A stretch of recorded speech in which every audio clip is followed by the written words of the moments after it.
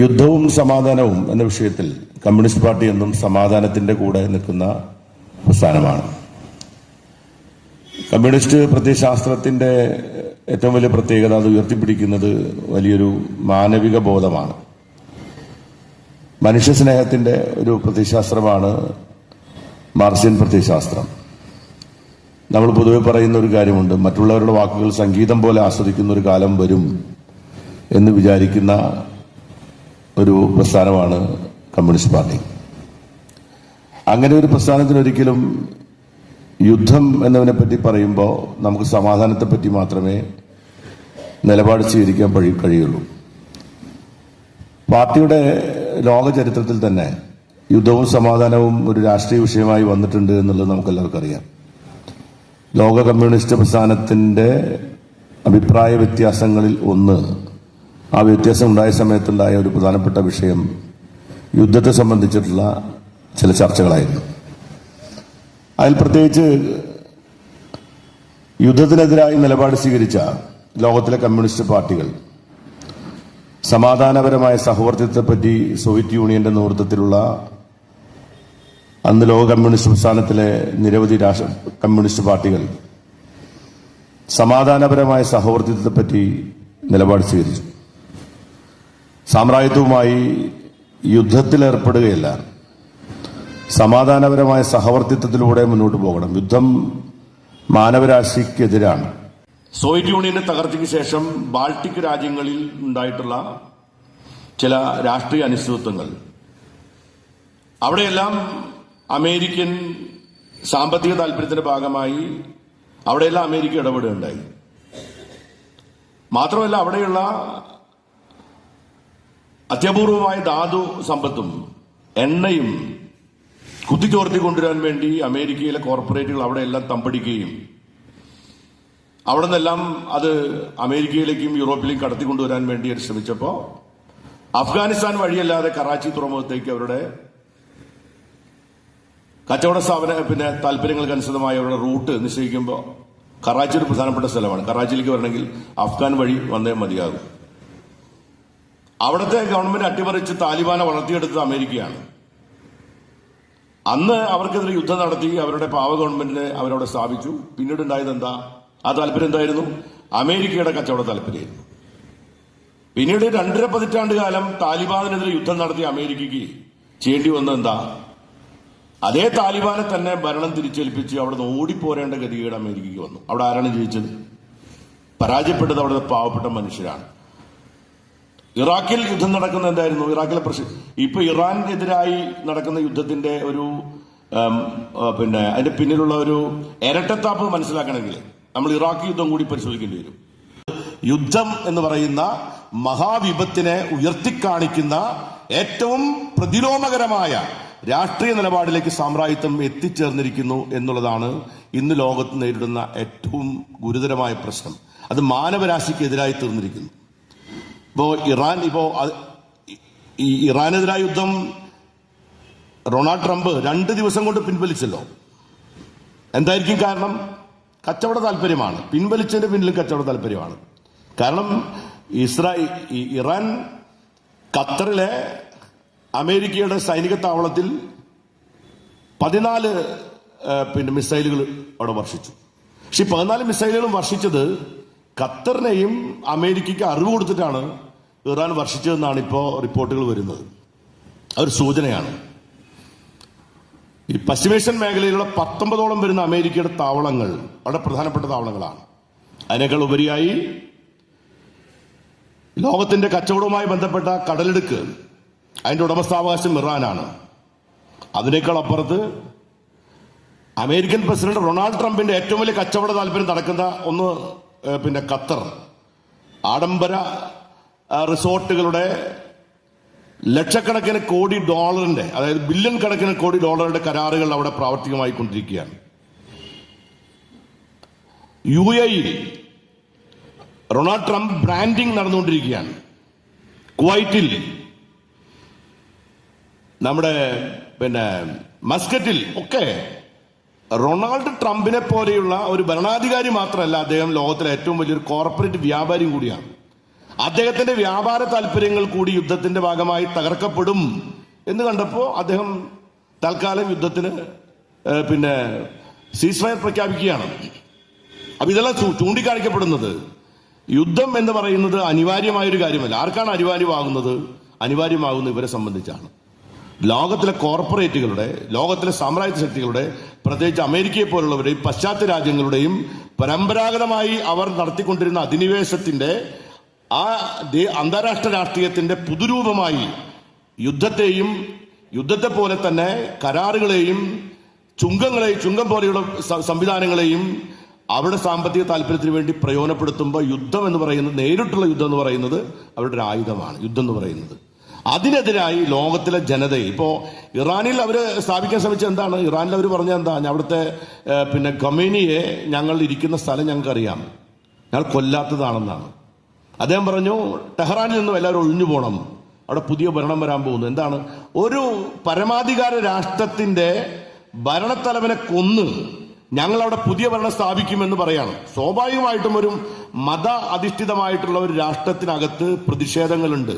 പക്ഷെ അവിടെ നിന്ന് ഉയർന്നു വന്ന പ്രതിഷേധം എന്തായിരുന്നു? അവരൊരു കാര്യം പറഞ്ഞു, അവിടുത്തെ എല്ലാ ബുദ്ധിജീവികളും ഒപ്പിട്ടൊരു സ്റ്റേറ്റ്മെന്റ് കൊടുത്തു. ആ സ്റ്റേറ്റ്മെന്റിൽ അവർ പറഞ്ഞ കാര്യം എന്താ? ഞങ്ങൾ ഈ രാജ്യത്തിന്റെ അഖണ്ഡതയെയും ഈ രാജ്യത്തിന്റെ ഐക്യത്തെയും തകർക്കുന്ന അമേരിക്കൻ ആക്രമണത്തെ ഞങ്ങൾ അംഗീകരിക്കില്ല. അതോടൊപ്പം ഗാസയിൽ രക്തം പുരണ്ട കൈകളുമായി ഇറാൻ ആക്രമിക്കാൻ വരുന്ന ഇസ്രായേലിനെയും ഞങ്ങൾ അംഗീകരിക്കാൻ പോകുന്നില്ല. ഇവിടെ മത പൗരോഹിത്യ ഭരണകൂടത്തിനെതിരായിട്ട് ഒരു ജനാധിപത്യ രാജ്യം വരണം എന്ന് ഞങ്ങൾ ആഗ്രഹിക്കുമ്പോഴും നിങ്ങളുടെ രക്തം പുരണ്ട കരങ്ങളെ ഞങ്ങൾ സ്വീകരിക്കാൻ തയ്യാറല്ല എന്ന് അവിടുത്തെ പോരാളികളായിട്ടുള്ള മനുഷ്യർ അവിടെ പ്രഖ്യാപിക്കുകയുണ്ടായി. അതും ഇതിന്റെ ഒരു ഭാഗമായിട്ട് വേണം നമ്മൾ കാണാൻ. അപ്പൊ അമേരിക്ക ചെയ്തുകൊണ്ടിരിക്കുന്ന ഓരോ കാര്യങ്ങളും അവരുടെ താല്പര്യങ്ങളുമായി ബന്ധപ്പെട്ട് നടത്തിക്കൊണ്ടിരിക്കുന്ന ഇടപെടലുകളിൽ ഒന്നാണ് യുദ്ധം എന്ന് പറയുന്നത്. ഇനി ആണവായുധം ഉണ്ടാക്കുന്നത് എന്നുള്ളതാണ് ഇറാനെതിരായി ഇസ്രായേൽ പറഞ്ഞുകൊണ്ടിരിക്കുന്നത്. അമേരിക്ക ഇറാൻ രാസായുധം കൈവശപ്പെടുത്താൻ വേണ്ടിയുള്ള ശ്രമത്തിനെതിരായി നിരന്തരമായി അവർ നടത്തിയിട്ടുള്ള നിരവധി ചർച്ചകളുടെ ഫലമായി 2015 ഒപ്പിട്ടിട്ടുള്ള ബരാക് ഒബാമയുമായി ഒപ്പിട്ട രണ്ടാമത്തെ കരാറിനെ തള്ളിപ്പറഞ്ഞത് ഈ 2015 ഡൊണാൾഡ് ട്രംപാണ്. ഹമാസും അതുപോലെയുള്ള നിരവധി ഭീകര പ്രസ്ഥാനങ്ങളെയും പിന്തുണയ്ക്കുന്ന ഇറാനാണ്. അവരുടെ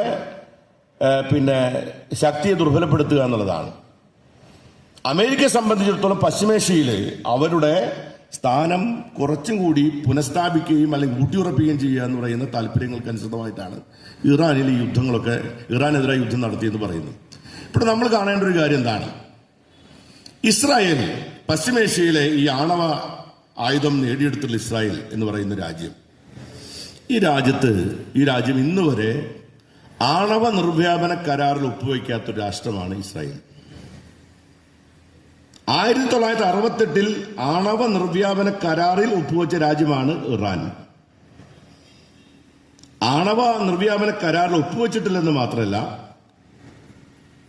സ്റ്റോക്ക്ഹോം പീസ് റിസർച്ച് ഇൻസ്റ്റിറ്റ്യൂട്ടിന്റെ 2025 റിപ്പോർട്ട് പ്രകാരം ഇസ്രായേലിന്റെ കയ്യിൽ 100-ൽ താഴെ ന്യൂക്ലിയർ വാർഹെഡുകൾ ഇസ്രായേലിന്റെ കൈവശമുണ്ടെന്നുള്ളത് പരസ്യമായി തെളിവ് സഹിതം പുറത്തുവിട്ടിട്ടുണ്ട്.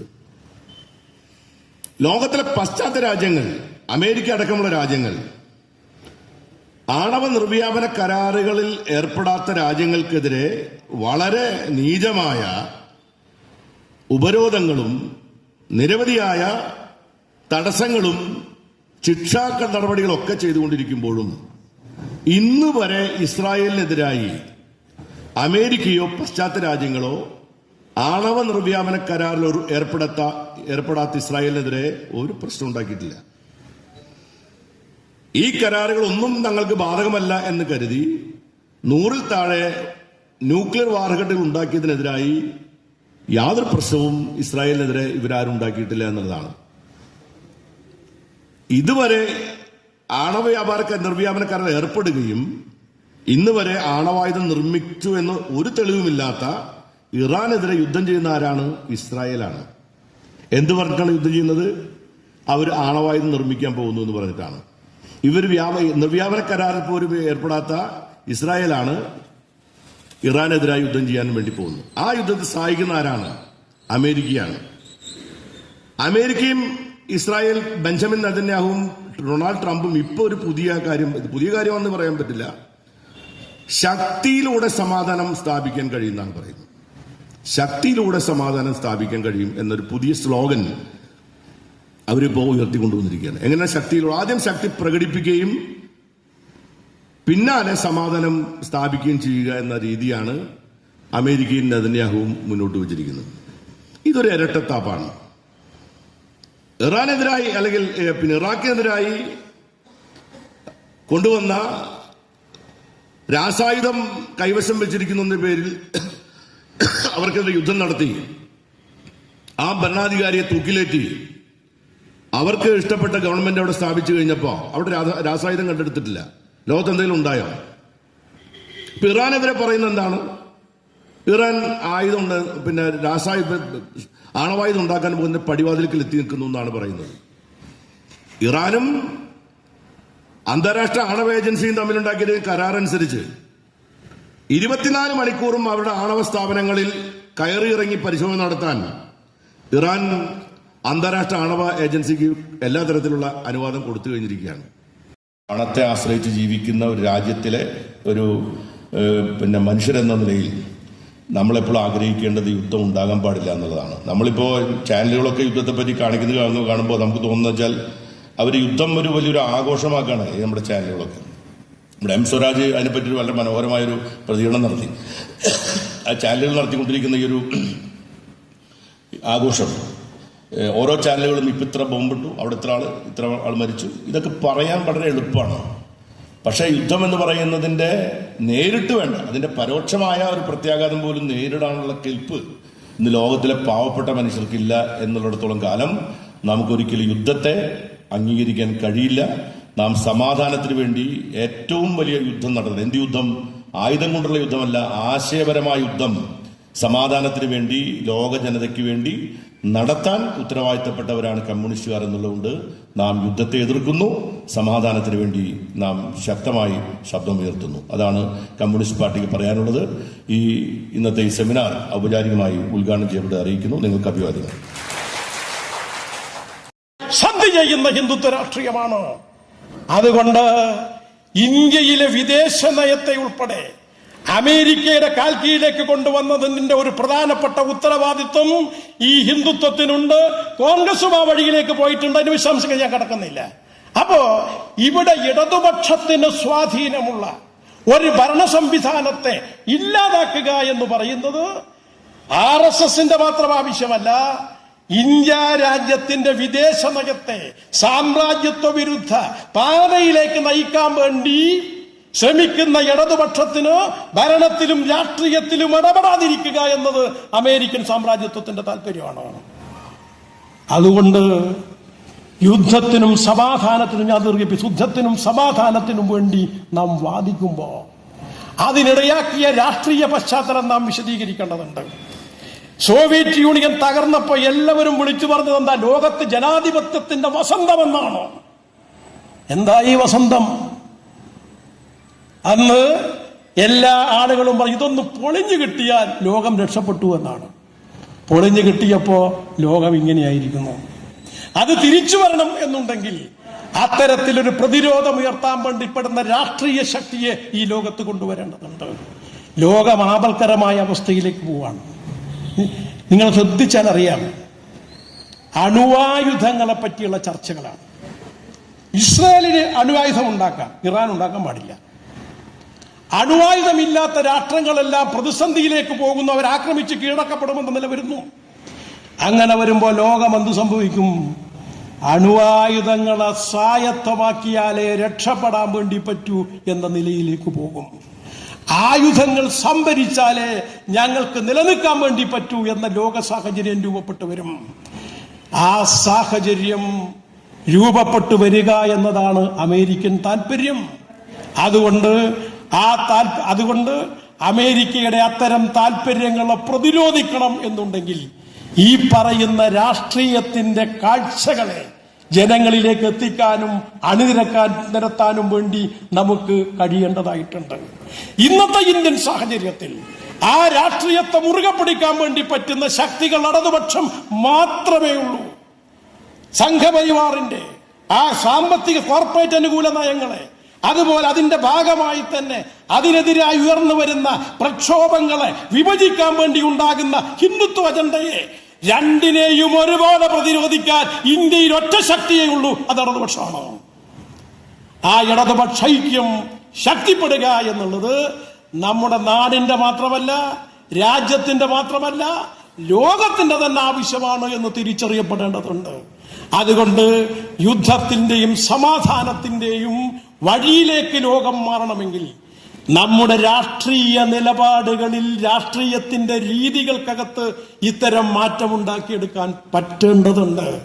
അതിനുതകുന്ന വിധം ചർച്ചകൾ ഉയർത്തിക്കൊണ്ടുവരാൻ വേണ്ടി CPIയുടെ സമ്മേളനത്തിന് കഴിയുമാറാവട്ടെ എന്ന് ആശംസിച്ചുകൊണ്ട് ഇടതുപക്ഷത്തിന്റെ ഐക്യം ശക്തിപ്പെടുക എന്നതാണ് ഈ കാലഘട്ടത്തിന്റെ കടമ എന്ന് ഒരിക്കൽ കൂടി ഓർമ്മിപ്പിച്ചുകൊണ്ട് ഞാൻ അവസാനിപ്പിക്കുന്നു. അഭിവാദ്യങ്ങൾ.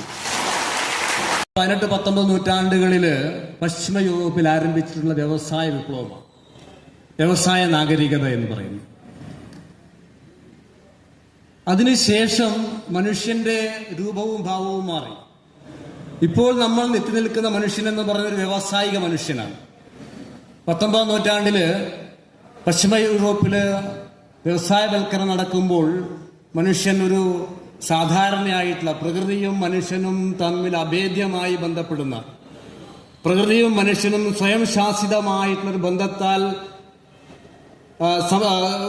സമന്വയിച്ചിട്ടുള്ള ഒരു മനുഷ്യനെയാണ് നമ്മളൊന്ന് കണ്ടത്. പക്ഷെ അതിന് ശേഷം മനുഷ്യൻ എന്ന് പറയുന്നത് വ്യാവസായികമായിട്ടൊരു മനുഷ്യനാണ് നമ്മുടെ മുന്നിൽ ഇപ്പോൾ ഈ കാലത്തെ മനുഷ്യനായിട്ട് മാറിയിരിക്കുന്നു എന്ന് മാത്രം. അപ്പോൾ ഈ വ്യവസായ വിപ്ലവത്തിന്റെ സ്വഭാവം എന്തായിരുന്നു?